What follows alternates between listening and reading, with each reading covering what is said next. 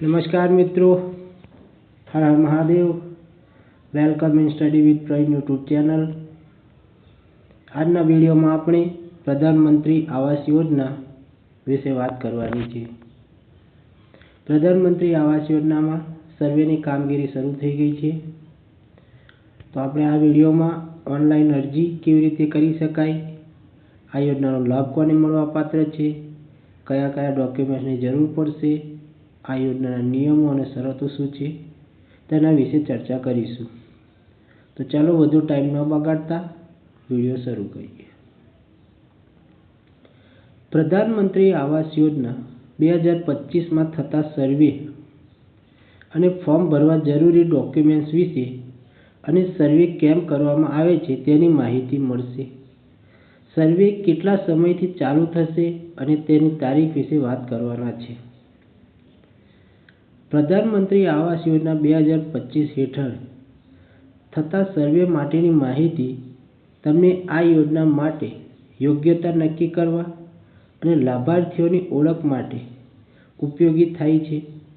આ સર્વે અમુક ખાસ ધોરણો પર આધારિત હોય છે જે લોકોને આવાસની જરૂરિયાતોને સમજવા માટે કરવામાં આવે છે.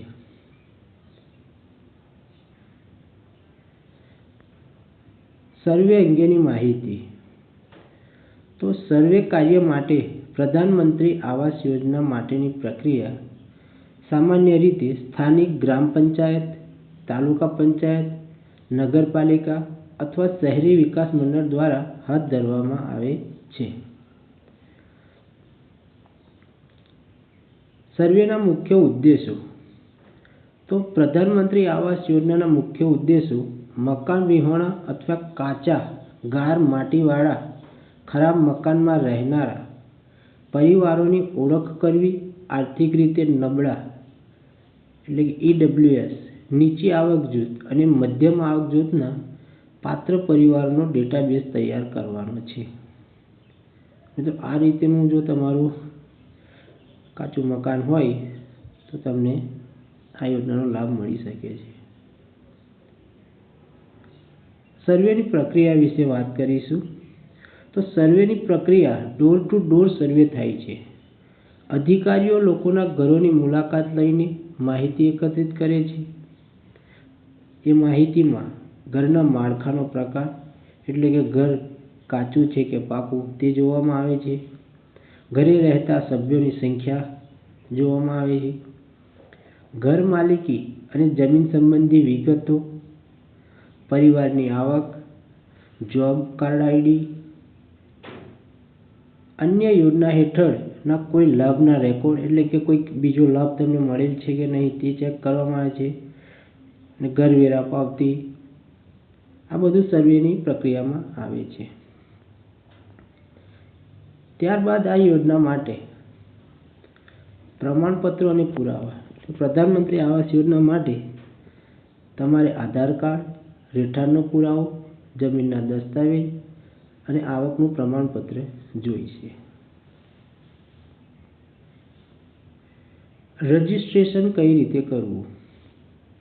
તો જો તમે પ્રધાનમંત્રી આવાસ યોજના અંતર્ગત લાભ માટે પાત્રતા ધરાવતા હોય તો તમારી માહિતી સાથે સ્થાનિક કચેરીનો સંપર્ક કરો અથવા PMAYની સત્તાવાર વેબસાઇટ પર જઈને નોંધણી કરો.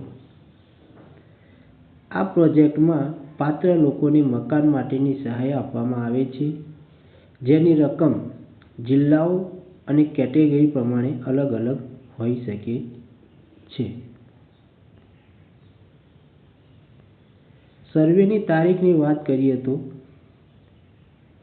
મિત્રો સર્વે થવાની તારીખ ડિસેમ્બર મહિનાના છેલ્લા 10 દિવસથી જાન્યુઆરી મહિનામાં સર્વે થઈ શકે છે.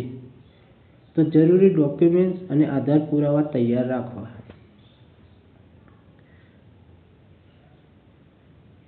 એટલે કે ડિસેમ્બર મહિનાના છેલ્લા 10 દિવસ અને જાન્યુઆરી મહિનામાં પ્રધાનમંત્રી આવાસ યોજનાના સર્વે થશે અને પછી રજિસ્ટ્રેશનની પ્રક્રિયા હાથ ધરવામાં આવશે. તો જે પણ લાભાર્થીને આ લાભની જરૂર હોય, મકાન બનાવવું હોય તો આ યોજનાનો લાભ લઈ શકીએ છીએ. નેક્સ્ટ વિડીયોમાં આપણે ઓનલાઈનનું ફોર્મ કઈ રીતે ભરી શકીએ છીએ પ્રધાનમંત્રી આવાસ યોજનાનું તેના વિશે વાત કરીશું. જય હિન્દ, જય ભારત.